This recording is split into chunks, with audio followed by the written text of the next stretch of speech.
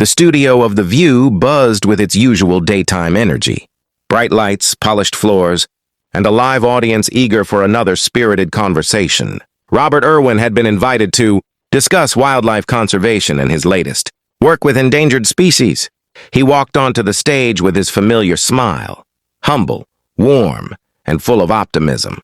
At first, everything went smoothly.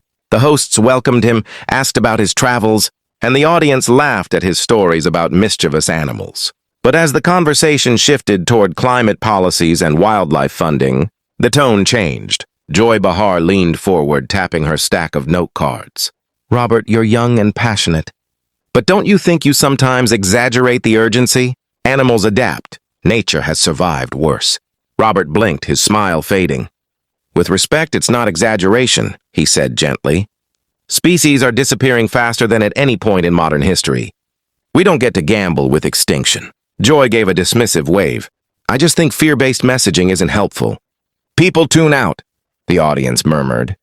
Robert tried to explain, but each time he spoke, Joy cut in, questioning statistics, questioning urgency, questioning his approach. The tension thickened. The other hosts exchanged nervous glances. Finally, when Joy interrupted him for the fourth time, Robert's tone changed. "Joy," he said firmly, "I've held animals in my arms on the brink of extinction. I've watched habitats burn. This isn't theory. It's reality." His voice rose, still respectful but intense. The audience went silent. Joy opened her mouth to fire back, but Robert beat her to it. "For once," he said, "please let me finish."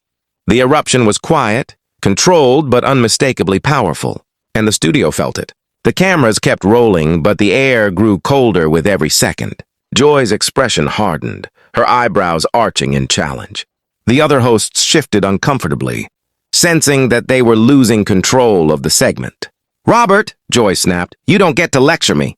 I've been doing this longer than you've been alive." He inhaled sharply, fighting to remain composed. "That's exactly why your platform matters so much," he replied. "You have influence. When you dismiss what's happening to the planet, people listen." The audience reacted, some gasping, others clapping. Joy leaned back, arms crossed. "I'm allowed to have an opinion. And I'm allowed to tell you that opinion has consequences," Robert shot back. His cheeks were flushed, his hands trembling slightly. "Every day we lose species. Every day habitats shrink.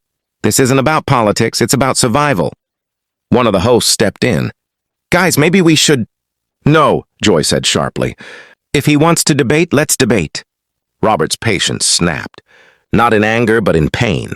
"Do you know what it's like," he said, voice cracking, "to watch an animal take its last breath because we acted too late?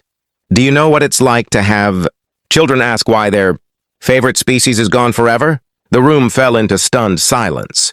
Joy's face softened, but only slightly. "You're emotional," she said quietly. "Maybe too emotional." Those words broke him. He stood up abruptly. "I'm emotional because I care. And because caring is the only reason some species are still alive today." The studio audience erupted, some cheering, some shocked. The producers cut to an emergency commercial break. Robert walked off the stage, shoulders heavy, leaving everyone speechless.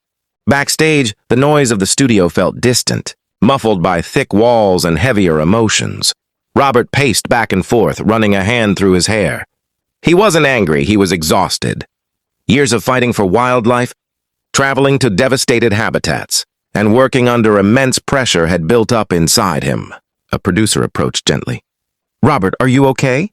He nodded, though he clearly wasn't. Moments later, Joy Behar walked in. The room fell silent. She stood a few feet away, her posture firm but her expression thoughtful. "You know," she said quietly, "I didn't realize how deeply this affects you." Robert swallowed, choosing honesty. "It affects all of us, whether we admit it or not." Joy sighed, the sharpness gone from her voice. "I push hard because that's my job. But maybe I pushed too hard today?" Robert looked up, surprised. Joy continued, "You care more than most people I've interviewed, and I respect that. I really do." He exhaled slowly. "I just want people to listen. Before it's too late." For the first time, Joy nodded with genuine understanding. "Help me understand," she said. "Not on air, here." So he told her. about burned forests, rescued animals, long nights in wildlife hospitals, the heartbreak of losing species he loved. Joy listened, really listened, her eyes softening with every word. When he finished, she placed a hand on his arm. "You're right," she whispered. "And I'm sorry." Robert smiled faintly. "We're all learning." The producer peeked in. "They want to know if you'll both return for the final segment." Robert glanced at Joy. She nodded. Together they walked back toward the stage. Two strong personalities, newly aligned, ready to finish the show not as opponents but as allies.